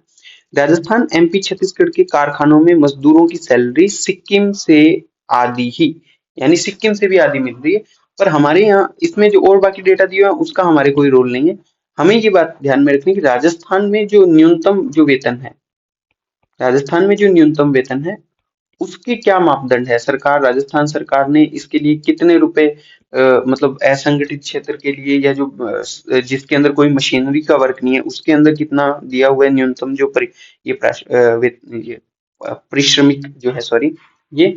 और जो जो संगठित वाला है जिसके अंदर अ, हमें मशीनरी यूज करनी होती है उसके अंदर कितना न्यूनतम वेतन है, तो वो हमें पता होना चाहिए। और हर बार उसके अंदर चेंज होता रहता है। जब हम इकोनॉमिक सर्वे पढ़ते हैं तो उसमें चेंज होता रहता है, बढ़ता रहता है वो, है ना। तो आपको वो ध्यान में रखना है, वो आपके प्रीलिम्स के लिए थोड़ा इंपॉर्टेंट हो सकता है। अब हम बात करते हैं हेल्थ के लिए। हेल्थ के रिगार्डिंग जो न्यूज है वो, एक तो सबसे बड़ी न्यूज है वो मेंटल हेल्थ के ऊपर है। देखिए मेंटल हेल्थ पे बातचीत कम है राजस्थान के अंदर बेसिकली, और कोचिंग इंडस्ट्री के ऊपर ये अब आरोप लगने लग गए हैं कि वो बच्चों के ऊपर एक्स्ट्रा प्रेशर डाल रही है, और इस एक्स्ट्रा प्रेशर की वजह से बच्चों का जो मेंटल हेल्थ है वो हैम्पर हो रहा है, ठीक है। और जिला स्तर पे कमेटी बनाने का भी निर्देश है वो दे दिया गया है, लेकिन उस निर्देश से कोई फायदा नहीं हो रहा है। गाइडलाइन भी आ चुकी है पर गाइडलाइन अब तक लागू नहीं हो पाई है, ठीक है। इसमें आपके किसी भी एग्जाम से रिलेटेड कोई क्वेश्चन नहीं है, लेकिन हम अगर बात करें, हम एथिक्स में कुछ जब कंसर्न आते हैं तो उस कंसर्न में हम इन चीजों का ध्यान में रख के यूज कर सकते हैं। और जब हम एजुकेशन वाला टॉपिक पढ़ेंगे, एजुकेशन वाला टॉपिक आपके मेंस में, तो उस मेंस के टॉपिक के अंदर अब ये जो गाइडलाइंस है कोचिंग की उसको भी हम पढ़ते हुए चलें, ठीक है। तो कोशिश इसके अंदर क्या है कि मेंटल हेल्थ है वो आपकी हैम्पर हो रही है बच्चों की, ठीक है। और कोई भी मेंटल हेल्थ के रिगार्डिंग वहां पे कोई मेजर्स नहीं है, कोई ऐसे प्रावधान नहीं है कि बच्चा जाके अपनी बात कह सके या किसी से कंसल्ट कर सके। कोई काउंसलर जैसा कुछ नहीं है, और जो मेंटल प्रेशर है वो बढ़ता जा रहा है। और हार्डवर्क जो लेवल है वो भी बढ़ाया जा रहा है कि छुट्टी के बाद में भी आपको इतना होमवर्क करके लाना है, इतने टेस्ट देने हैं। तो उन सब बातों पे चर्चा की गई है। हमारे लिए जो कंसर्न वाली बात ये है कि 6 से 8 घंटे तक पढ़ाया जा रहा है और बाद में होमवर्क इतना करवाया जा रहा है, फिर छुट्टी होती है तो टेस्ट भी लिया जाता है। तो इतना प्रेशर है वो कोचिंग ना दे, ये मुद्दे की बात है इस पूरे न्यूज के अंदर दिए गई, ठीक। अच्छा, एक फैक्ट भी हमें दिया हुआ है कि 1000 में से 42 बच्चों को जन्मजात हृदय रोग है वो प्रदेश के अंदर है। अगर प्रदेश में 1000 बच्चे नए जन्म ले रहे हैं तो उनमें 42 को हार्ट डिजीज है। आप देखिए कितना बड़ा चिंताजनक बात हमारे सामने आ रही है कि हमारे यहाँ 1000 में से 100 में से लगभग 4 से 5 बच्चों को ये प्रॉब्लम फेस करनी पड़ रही है। तो हम जब भी कोई डेटा देंगे, मान लीजिए आपको मेंस का आंसर लिखना है, स्कीम स्कीम के अंदर आपको ये बताना है कि मतलब क्या क्या इम्प्लीकेशन हो रहे हैं, क्या क्या उसके प्रभाव हो रहे हैं। तो हम सीधा सीधा क्या बताएंगे कि आपकी राजस्थान सरकार की ये स्कीम है और इस स्कीम के अंदर ये प्रोविजन है। लेकिन अगर क्वेश्चन ये आ जाए कि चुनौतियां क्या है, प्रॉब्लम क्या है हेल्थ सेक्टर के अंदर, तो सब हम बताएंगे कि हेल्थ सेक्टर के अंदर जो हार्ट डिजीज है वो इतने ज्यादा हैं कि हर 1000 में से 42 बच्चों को हमारे यहाँ जन्मजात है वो हार्ट डिजीज होते हैं, ठीक है।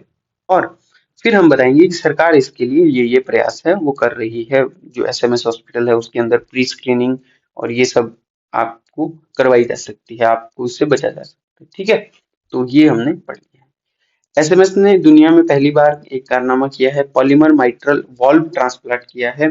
ये आपके जो कैल्शियम जमता है खून के अंदर उसके रिगार्डिंग था, और इस ट्रांसप्लांट से अब इस बीमारी से निजात मिलने की पूरे चांसेस है, और ये दुनिया का पहला ऐसा ट्रांसप्लांट है। कई बार क्वेश्चन प्रीलिम्स में सीधा सीधा आ जाता है कि ये ट्रांसप्लांट है वो पहली बार किसने किया है, या जयपुर में हाल ही में निम्न में से कौन सा ट्रांसप्लांट है वो किया है। ऐसे क्वेश्चन अभी तक कम देखने को मिले, पर आपको पता होने चाहिए। ठीक है।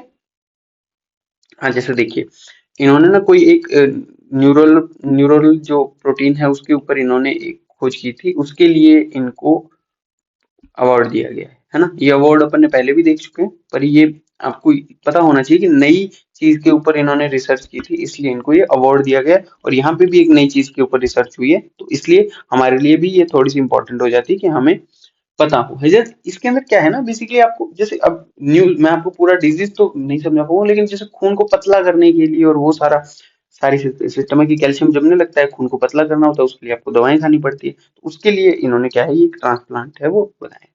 ठीक है। अब देखिए, इस पूरी न्यूज के अंदर आपको 3 से 4 न्यूज के बारे में है, 3 से 4 स्कीम के बारे में पता होना चाहिए। एक तो निरामय राजस्थान के बारे में पता होना चाहिए, ये कब शुरू हुई है, इस पहल का, इस अभियान का क्या ऑब्जेक्टिव है वो, प्लस ये कब शुरू हुई है।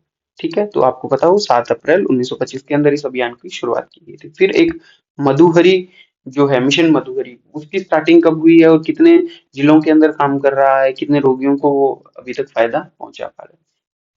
इसी तरह पे माँ योजना, माँ योजना एम ए ए का क्या मतलब हुआ, एम ए ए का मतलब हुआ मुख्यमंत्री आयुष्मान आरोग्य योजना। इस योजना के तहत 30 लाख से ज्यादा मरीजों का उपचार किया जा रहा है। ये स्कीम कब इंटीग्रेट की गई है इसके साथ, वो भी आपको पता होना चाहिए।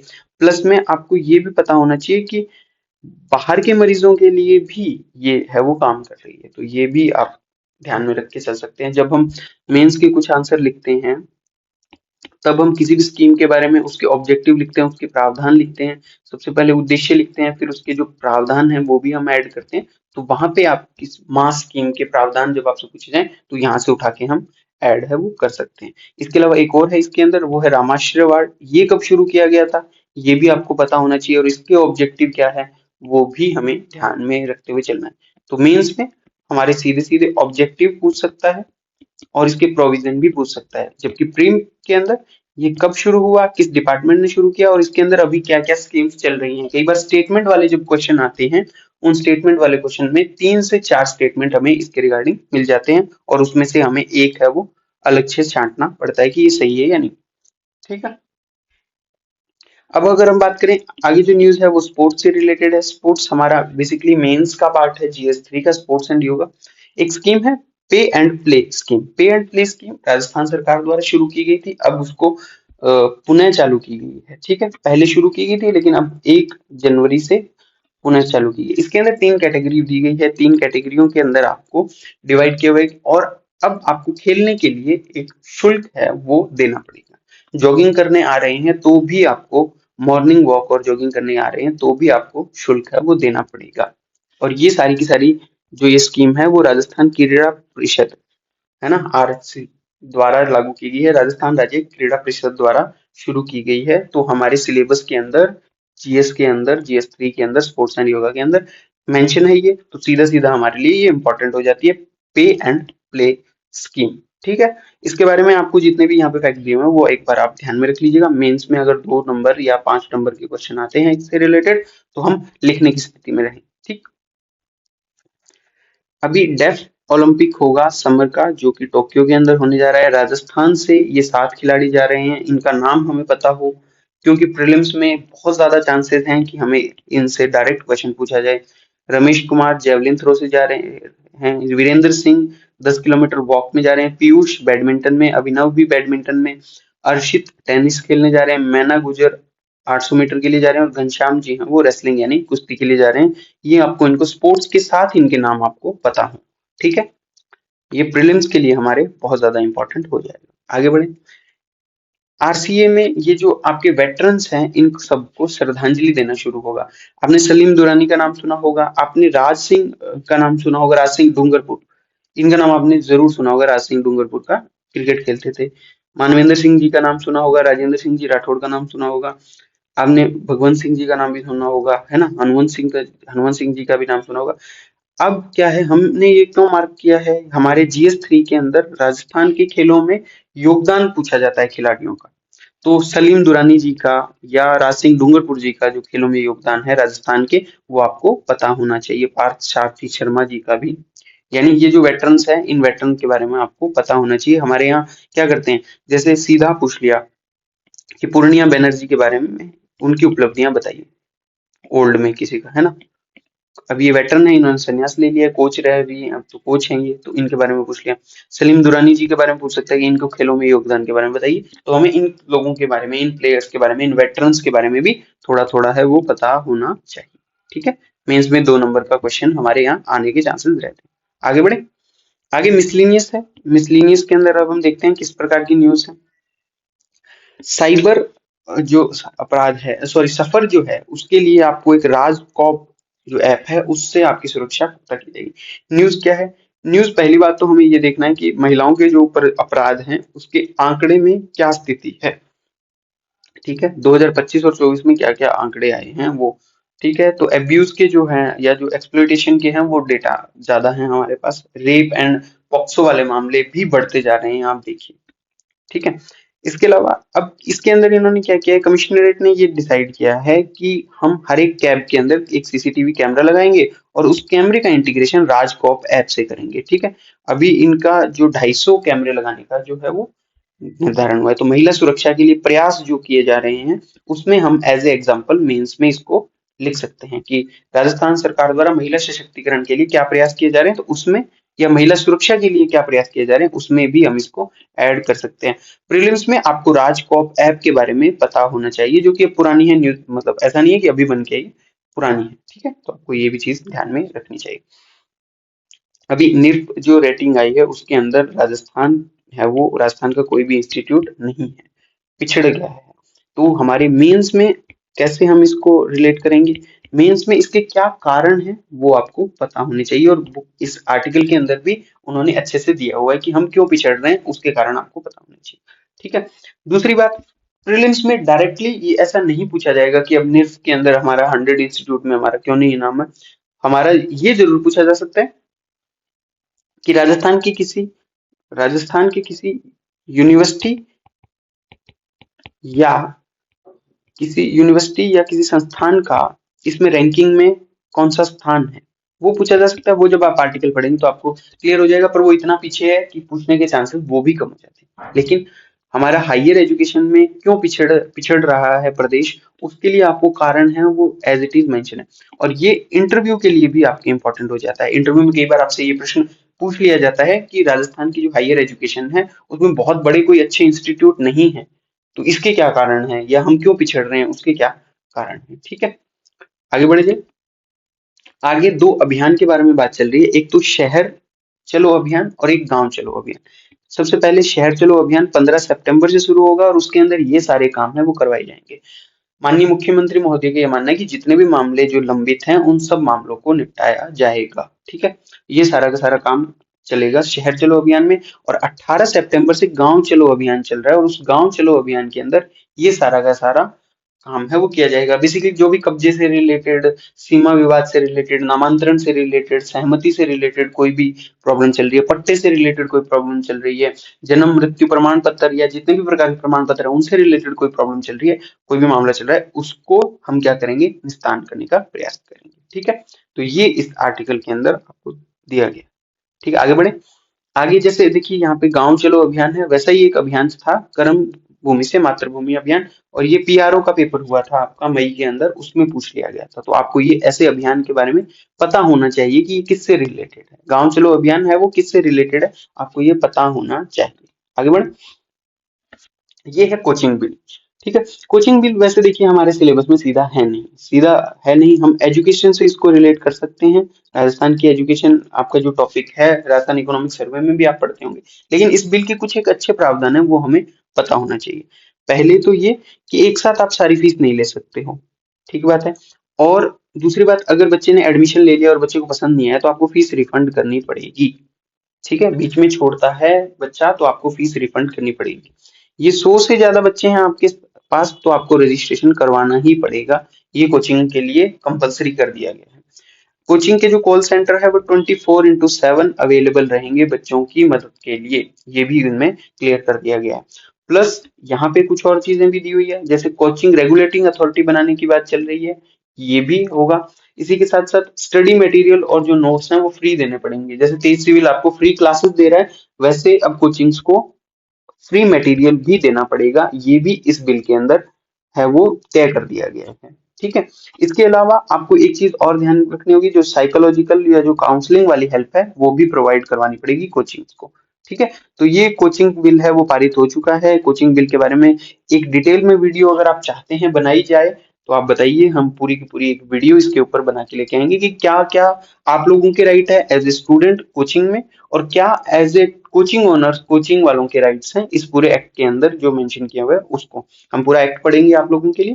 और जुर्माने का जो प्रावधान किया हुआ है वो 2 लाख तक का प्रावधान इसके अंदर बताया गया है। ठीक। चलिए आगे बढ़ते हैं। ये कोचिंग बिल वाला ही है, हिंदी में हमने पढ़ लिया है, अब इंग्लिश के अंदर भी दिया हुआ है।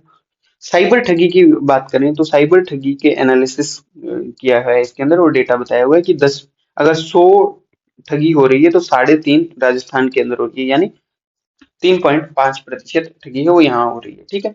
डायरेक्ट ना हम प्रीलिम्स में इसको ऐड कर सकते हैं ना मेंस में, लेकिन कभी अगर जरूरत पड़े, जैसे मान लीजिए आपने कोई इंफ्रास्ट्रक्चर की बात हो रही है ना, डिजिटल इंफ्रा की बात हो रही है, राजस्थान के डिजिटल इंफ्रा की बात हो रही है मेंस के अंदर, तो हम वो बता सकते हैं कि जो इंफ्रास्ट्रक्चर है वो तो ठीक है, लेकिन यहाँ पे जो नॉलेज है वो कम है। नॉलेज किसका? लोगों में जो टेक का नॉलेज है वो कम है, जिसकी वजह से साइबर अपराध है वो बढ़ रहे हैं।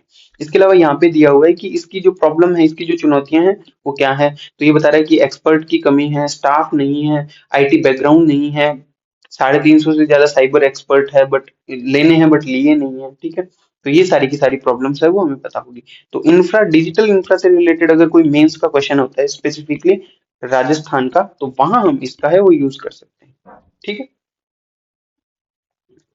ये देखिए, जैसे एक क्वेश्चन आया कि राजस्थान का पहला साइबर सपोर्ट सेंटर है वो जयपुर कमिश्नरेट ने क्रिएट किया, फिर इसके बाद में रिस्पॉन्सिबल नेटिजन्स और ये सब बनाया गया है, इसका कार्य क्या है। तो हमें ये भी पता, ये डेटा जब हम पढ़ते हैं तो हमें ये भी पता हो कि जो आपके वेलनेस वगैरह के लिए बढ़ाने के लिए ये सारा काम है वो किया जा रहा है, डिजिटल वेलनेस बढ़ाने के लिए। और पीआर सॉरी ये assistant director science and tech के अंदर ये क्वेश्चन करंट अफेयर का पूछा गया है। आगे बढ़े। ये आपके इन्वायरमेंट से रिलेटेड आर्टिकल है। इन्वायरमेंट से रिलेटेड आर्टिकल के अंदर 3 बातें लेकर निकल रही है। सबसे बात तो ये कि 2000 टन कचरा अकेले जयपुर से निकल रहा है, इसमें से 3% है वो टेक्सटाइल वेस्ट है। और इसी के साथ इसमें हम कैसे इसका जो कारण है और इसको कैसे ठीक किया जा सकते हैं, वो सारी की सारी बातें यहाँ पे लिखी हुई है। तो ये तो हम चाहें तो मेंस के अंदर यूज कर सकते हैं कि मेंस में अगर पर्यावरण संरक्षण से रिलेटेड आपसे कोई ऐसे पूछा जाए, या किसी क्वेश्चन के अंदर पूछा जाए कि हम कैसे वेस्ट मैनेजमेंट कर सकते हैं, क्या इसमें एक्सपर्ट क्या कहना चाह रहे हैं, तो वो बात हो गई है ना। और 3 डेटा हमें क्या क्या है, एक ही यूनाइटेड नेशन इन्वायरमेंट प्रोग्राम 25 की ये रिपोर्ट है, तो ये रिपोर्ट आपको थोड़ा सा ध्यान में रखनी होगी। 2000 टन कचरा निकल रहा है, 3% टेक्सटाइल वेस्ट है, और इसका जो मेन रीजन है वो वेस्ट है वो फैशन है। ये जो आपका ये जो कपड़े जो दिख रहे हैं इसके अंदर, वो वेस्ट जो है वो इसका मेन रीजन बताया जा रहा है। कुछ एक फैक्ट भी दिए हैं, जैसे 7,500 लीटर पानी लगता है एक जीन्स बनाने में, और हम सभी लोग जीन्स पहनते हैं। और 5वें नंबर पे है ये बर्बादी के मामले में। ठीक है। 10% कार्बन उत्सर्जन कपड़ा बनाने से होता है। तो ये सारी बातें अगर आप पढ़ के जाते हैं तो आप कहीं भी इंटरव्यू में कोट कर सकते हैं, आप ऐसे के अंदर कोट कर सकते हैं, आप मीन्स के आंसर के अंदर भी कोट कर सकते हैं। प्रीलिम्स में उम्मीद है कि सीधा डायरेक्ट क्वेश्चन नहीं आएगा इससे। चलिए, हमने बहुत सारी न्यूज़ देख ली है। इसके बाद में हम अब एक आर्टिकल देखेंगे जो हमारे मेंस के रिगार्डिंग बहुत ही इंपॉर्टेंट है, और इसको हम आर्टिकल ऑफ द वीक नाम से इंट्रोड्यूस करेंगे। और हर वीक एक अच्छा आर्टिकल या 1 से 2 अच्छे आर्टिकल आपके लिए हम लेके आएंगे। इस बार जो अच्छा आर्टिकल आया है वो आया है कि टैरिफ बढ़ाने से राजस्थान के उद्योग धंधों पर बड़ा संकट आ गया है। और ये आर्टिकल लिखा है सचिन पायलट जी ने। इनका क्या मानना है? इनका ये मानना है कि हमारे जो ट्रम्प टैरिफ लगाया गया है, उस ट्रम्प टैरिफ से अब जो 50% है वो इतना ज्यादा है कि एशिया के किसी और देश पे नहीं लगाया गया। अब क्या बताया इन्होंने, राजस्थान और देश की जीडीपी के अंदर 5% है वो योगदान देता है। राजस्थान देश की जीडीपी के अंदर 5% योगदान देता है और उसमें भी 73% है वो मैन्युफैक्चरिंग और सर्विस सेक्टर से आता है, सर्विस सेक्टर से आता है। ठीक है। इसके अलावा संगमरमर, चमड़ा, कालीन और ये सब इस प्रोडक्शन के अंदर हमारा जो राजस्थान है वो अग्रणी है। ठीक है। ये सब बातें आपको बता रही हैं क्यों? क्योंकि अब जो ट्रम्प टैरिफ से हम एक्सपोर्ट कर रहे थे उस पे क्या इम्पैक्ट पड़ेगा, हम इसमें आगे हैं पर फिर भी जो ट्रम्प टैरिफ लग रहा है उससे हमारे जो उद्योग हैं वो 50% तक बर्बाद हो रहे हैं। ठीक है। अब आगे क्या कहना चाह रहे हैं कि राजस्थान भारत से अमेरिका में होने वाले रत्न और आभूषण के निर्यात का लगभग 60% निर्यात करता है और 60% ही किसमें करता है? हस्तशिल्प में, और 30% करता है रेडीमेड गारमेंट के अंदर। तो ये इतना निर्यात करता है। अब अगर टैरिफ लग गया तो टैरिफ से हमारा निर्यात है वो कम हो जाएगा क्योंकि वहां पे महंगी पड़ेगी चीजें। पहले ये बता रहे थे कि 378 कंटेनर थे, अब वो 209 रह गए हैं, यानी कि लगभग 45 से 50% की कमी हो रही है। फिर उन्होंने ये भी बताया कि जो हमारे जोधपुर के हस्तशिल्प है अब उसको अपना विकल्प देखना पड़ेगा जो कि सस्ते हैं कंपैरेटिवली। ठीक है। 7 लाख लोग काम कर रहे हैं, 3 लाख लोगों को रोजगार रत्न आभूषण के अंदर मिलता है, 7 लाख को हस्तशिल्प के क्षेत्र के अंदर मिलता है। अगर टैरिफ का कोई समाधान नहीं निकलता है तो इसके ऊपर भी इम्पैक्ट है वो पड़ेगा। इसके अलावा उन्होंने नए बाजारों के ऊपर भी हमारा ध्यान आकर्षित किया है कि यूरोपीय बाजार है, अफ्रीकी है, लैटिन है, ये सारे के सारे आपकी जो बाजार हैं इनके ऊपर भी हमें अपना ध्यान है वो केंद्रित करना पड़ेगा। साथ ही उन्होंने सरकार की भी काफी आलोचना की है कि सरकार नियामकीय सुधार है वो नहीं कर पाई है। इस पूरे आर्टिकल में जो हमारे राजस्थान इकोनॉमी के लिए इम्पोर्टेंट था, इसके अंदर हमने सबसे पहले ये बताया कि एशिया के किसी भी देश के ऊपर इतना टैरिफ इम्पोर्ट नहीं लगाया नहीं गया है। या क्या बोलते हैं, इस आर्टिकल के अंदर हमने ये देखा कि एशिया के किसी भी देश के ऊपर इतना जो टैरिफ है वो इम्पोज नहीं किया गया है। राजस्थान 5% जीडीपी में योगदान देता है और मैन्युफैक्चरिंग में लगभग 73% इसका योगदान है। इसके अलावा ये उद्योग है जिसमें हम अग्रणी हैं और हमारा 60% आभूषण और 60% हस्तशिल्प और 30% रेडीमेड निर्यात होता है। जोधपुर के जो हस्तशिल्प है उनको अब अपने कंपैरेटिवली एग्जांपल के तौर पे उन्हें अब अपने और बाजारों की तरफ रुख करना पड़ेगा। एम्प्लॉयमेंट भी है उसको भी छीनने के खतरे हैं। उन्होंने वैकल्पिक बाजार भी दिए हैं और साथ ही सरकार की आलोचना भी की है। ठीक है, आप सभी का बहुत बहुत धन्यवाद है, आपने ये पूरा वीडियो देखा इसके लिए। और आगे क्या इस सीरीज को कंटिन्यू रखना चाहिए उसके लिए भी आप हमें सुझाव दीजिए। प्लस आप ये भी बताइए कि इस पूरी सीरीज के अंदर हम क्या और ऐड करें जिससे आपकी प्रीलिम्स और मेंस की तैयारी है वो बेहतर हो सके। तो हमें सुझाव दीजिए। सुझाव देने के लिए आप नीचे कमेंट बॉक्स में कमेंट कर सकते हैं, हमें कॉल कर सकते हैं, हमारे जो व्हाट्सएप नंबर है या तेज सिविल का जो टेलीग्राम है वहां पे भी आप मैसेज कर सकते हैं।